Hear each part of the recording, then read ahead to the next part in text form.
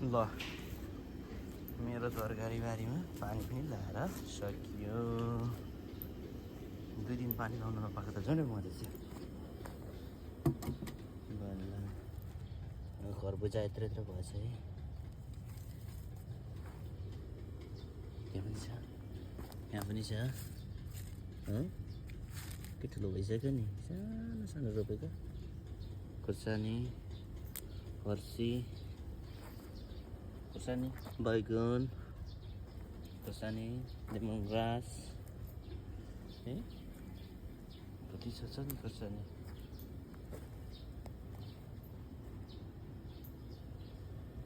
खोर्सानी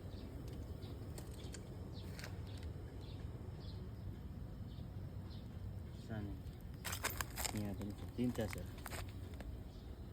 आज रोपेको करेला।